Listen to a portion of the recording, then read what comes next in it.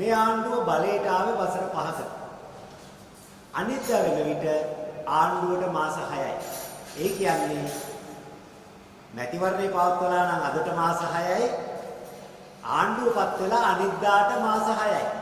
ඒ කියන්නේ මේ වන විට ආණ්ඩුවේ සමස්ත කාලයෙන් 10%ක් ඉවරයි.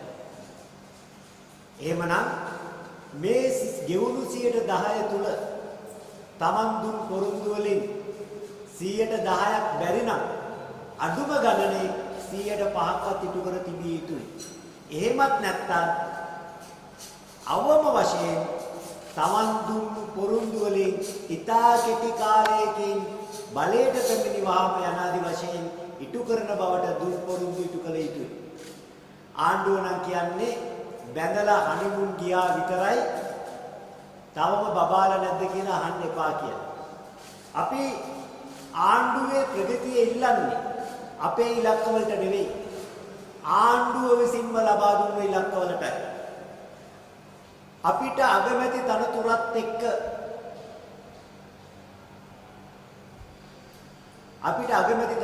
එක්ක මුළු කැබිනට් මණ්ඩලයම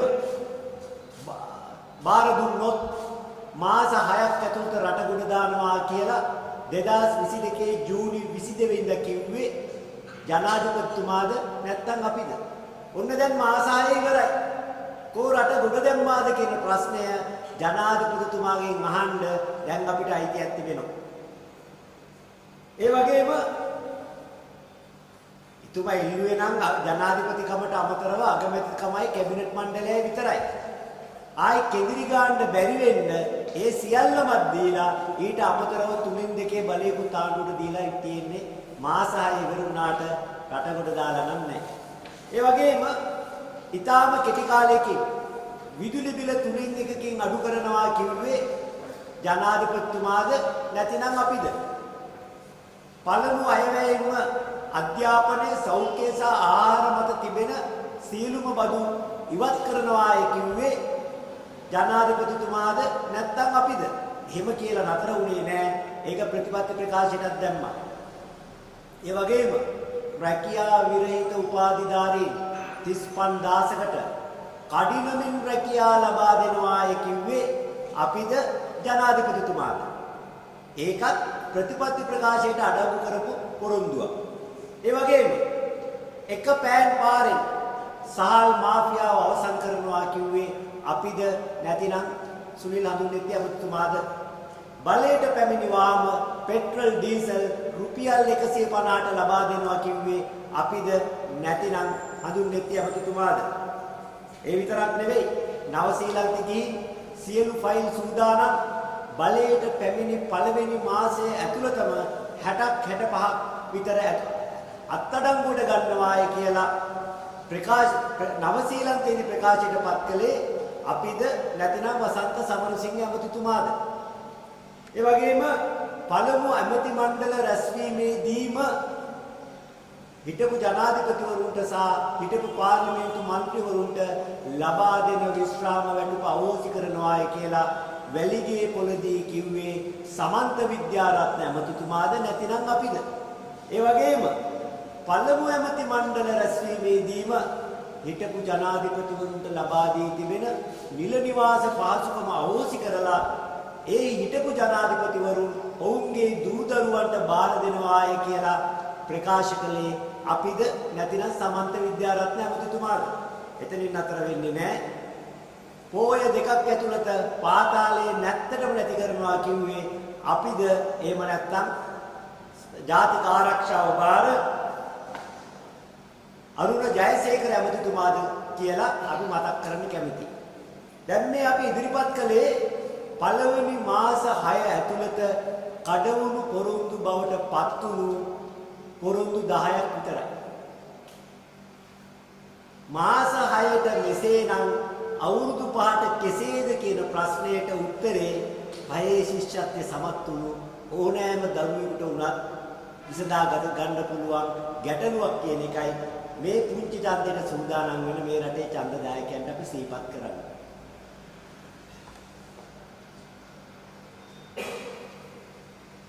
පසුගිය සිකුරාදා සභානායක බිමල් රත්නායක දේශපාලනික ඇමතිතුමා බටලන්ද කොමිෂන් සභා වාර්තාව පාර්ලිමේන්තුවේ සභාගත කළා.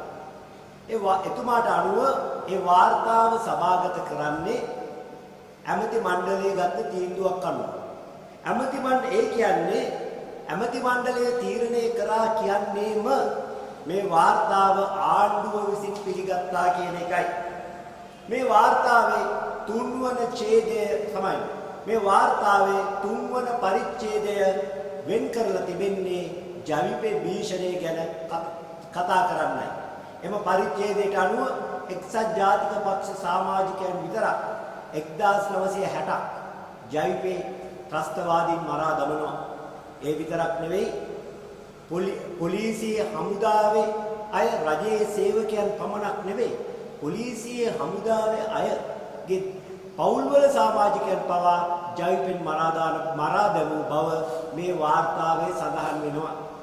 ආණ්ඩුව මේ වාර්තාව ඇමති මණ්ඩල අනුමැතියෙන් පිළිගත්තාය කියන්නේ ජවිපේ විසින් මේ අපරාධ කළ බව පිළිගැනීමයි.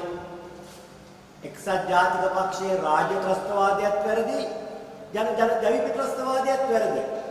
දැන් වාර්තාව ඇමති මණ්ඩලයේ පිළිගත්තා නම් ජවිපේ ත්‍රස්තවාදීන් බව පිළිගත්තා නම් මේ මිනිමැරුම් වලට මේ අපරාධ වලට ආණ්ඩුව ගන්නා පියවර කුමක්දයි වහාම ආණ්ඩුව රටට හෙළි කළ යුතුයි. ඒ වගේම චන්ද්‍රිකා ජනාධිපතිතුමිය බටලන්ද වාර්තාව යට ගැහුවා. මේක පාර්ලිමේන්තුවට ඉදිරිපත් කළේ නැහැ. එතුමියත් සමග ඩීල් එකක් තිබුණා යන ආදි වශයෙන් මේ දවස්වල මාලිමාවේ മന്ത്രിවරු මාධ්‍ය ඉදිරියේ ප්‍රකාශ කරනවා. ඇත්තෙන්ම චන්ද්‍රිකා ජනාධිපතිතුමිය මේ වාර්තාව යට ගැහුවෙත් නැහැ. ඒ වගේම පාර්ලිමේන්තුවට ඉදිරිපත් නොකර සිටියෙත් නැහැ. 2006 මාර්තු මාසයේ රජයේ ප්‍රකාශන කාර්යාංශය විසින් මේ වාර්තාව මුද්‍රණය කළ ප්‍රසිද්ධ කරනවා. ඒ වාර්තාව මුද්‍රණය කරපු නිසා තමයි අද අන්තර්ජාලයට ගියොත් සිංහල භාෂාවෙන්, ඉංග්‍රීසි භාෂාවෙන් සහ දෙමළ භාෂාවෙන් කියන මේ භාෂා තුනෙන්ම බටලන්ද කොමිෂන් සභාව වාර්තාව දැක ගන්න පුළුවන් වෙන්නේ. ඒ විතරක් නෙවෙයි. මේක පාර්ලිමේන්තුවට ඉදිරිපත් කළා. ආණ්ඩුව වෙනුවෙන් එවකට ආණ්ඩුවේ ජ්‍යෙෂ්ඨතම අමාත්‍යවරයා වුණු විජේපාල මෙන්ඩිස් අමාත්‍යවරයා 2001 මාර්තු මාසේ 29 වෙනිදා බටලන්ද කොමිෂන් සභා වාර්තාව සභාගත කරනවා. එහෙම නෑයි කියලා හිතාගෙන බොරු කියපු මාලිමා ආණ්ඩුවේ නායකයන්ට 2001 මාර්තු 29 වෙනිදා හැන්සාඩ් වාර්තාවේ 1581 වෙනි පිටුව බලන්න එවිට වාර්තාව සභාගත කළායි කියන සාක්ෂිය ඔබට හමු වෙයි. දැන් මාලිමාවේ නායකයන් කියන කතන්දරයක් තමයි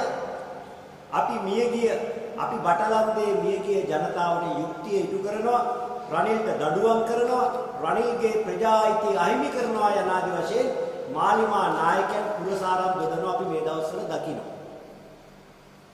මේ වගේ ලොකු පොරොන්දු මාලිමා නායකයන් ලබා දුන්නට මේ වාර්තාව පුස්සක්.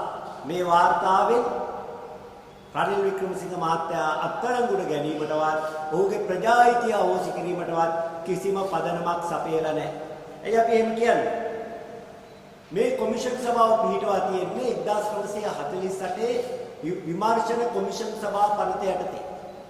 ඒ යටතේ පිහිටවන කොමිසමකට කළ හැක්කේ නියම කරන කාරණේ පිළිබඳ කරුණු සොයා බලා තමන්ගේ නිර්දේශ සමග වාර්තා කිරීමයි.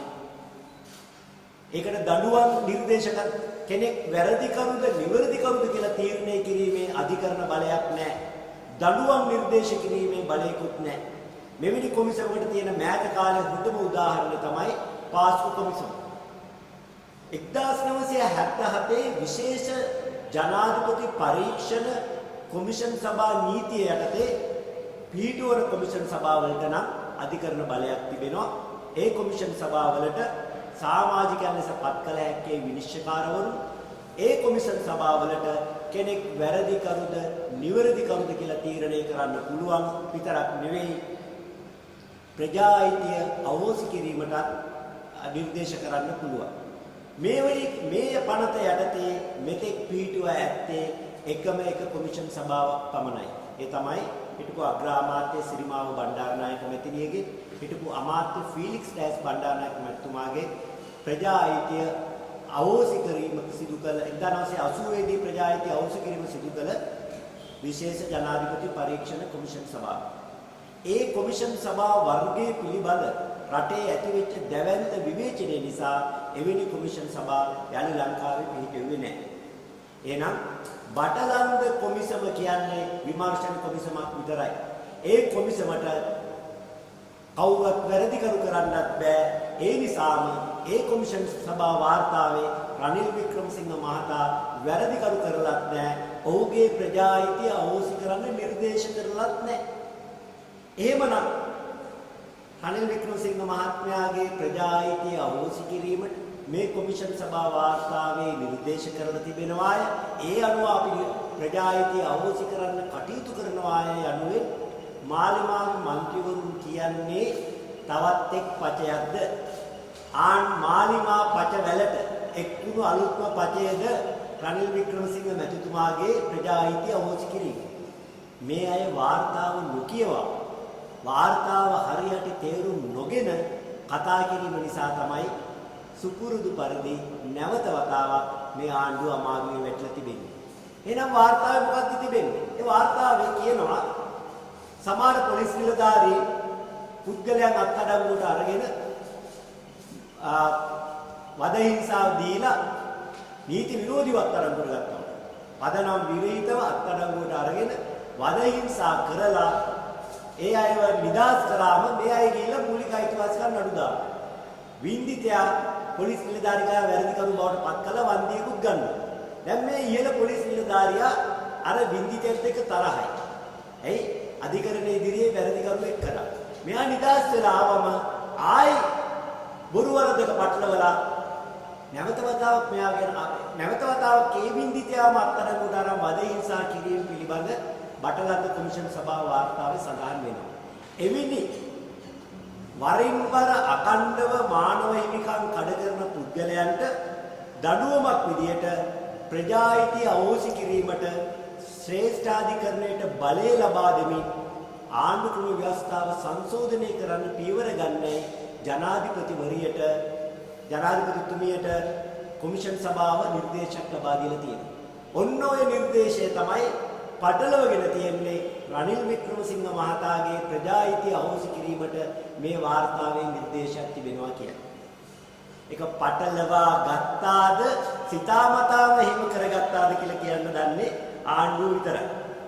එහෙමනම් ජනතාවගේ ඇත්ත ප්‍රශ්න අමතක කරන්න ආණ්ඩුව වරින් වර කරලියට අරගෙන සෙව්වන්දී සොකරිය පොලිස්පති නාඩගම කතානායක රූකඩ නැටුම වගේම බටලන්දත් නාඩගමක් විතරයි කියන එක අපි තාම වක්කීමෙන් ප්‍රකාශ කරනවා.